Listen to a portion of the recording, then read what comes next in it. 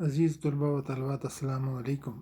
میں محمد اعظم میر teacher UPS بانڈی آپ کی خدمت پہ حاضر ہوں۔ تو ہم پڑھ رہے تھے کشمیر کے دلکش باغات، تو آج ہم اس کا تیسرا حصہ پڑھیں گے۔ تو چلیے شروع کرتے ہیں۔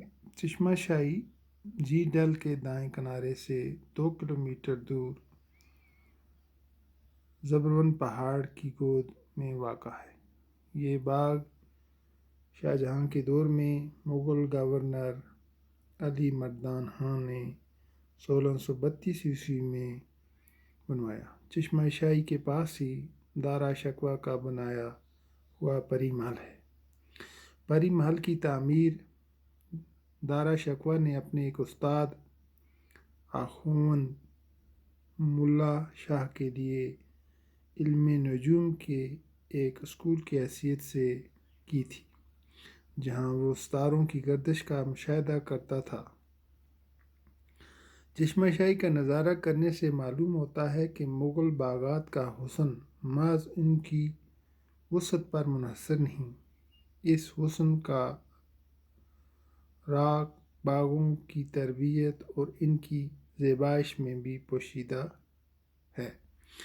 چشمے پر ایک بارہ ہے جو افغان دور کی یادگار معلوم ہوتی ہے، لیکن اس کی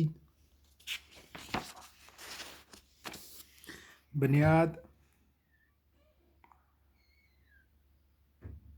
بہرحال قدیم ہے۔ سامنے پتھروں کا ایک بنا ہوا چبوترا ہے جس میں فوارہ لگا ہے۔ باغ کے دوسری طبقے میں تالاب ہے، اس میں بھی فوارے اجلتے رہتے ہیں۔ چشمہ شاہی کا پانی صاف و شفاف اور میٹھا ہے۔ اسے ہاضمے کے لیے اچھا سمجھا جاتا ہے، اسی لیے لوگ یہاں سے بوتلوں میں پانی بھر بھر کے لے جاتے ہیں۔ چشمہ شاہی کو ریاستی حکومت نے اب کافی وسعت دی ہے۔ اس سے آدھ کلومیٹر نیچے پہاڑی کے دامن میں ایک خوبصورت پارک بنائی گئی ہے جو قدرتی مناظر کے حسن سے مالا مال ہے۔ اس کے تھوڑے سے فاصلے پر راج بھون کی خوبصورت عمارت ہے، جہاں گرمیوں میں ریاست کے گورنر رہتے ہیں۔ سری نگر سے 65 کلومیٹر دور اننت ناگ کے جنوب مشرق میں ایک قدیم چشمہ ہے۔ 1620 میں ملکہ نور جہاں نے چشمے کے سامنے باغ تعمیر کروایا اور اس کا نام بیگم آباد رکھا۔ یہ باغ اچھبل کے نام سے مشہور ہے۔ اچھبل کا باغ دوسرے مغل باغات کے مقابلہ میں چھوٹا ہے، لیکن بہت ہی پر رونق ہے۔ پہاڑ کے دامن میں چھوٹے پھوٹنے والے چشمے صاف و شفاف پانی باغ کے 3 طبقوں سے 3 نہروں کے ذریعے بہتا ہے۔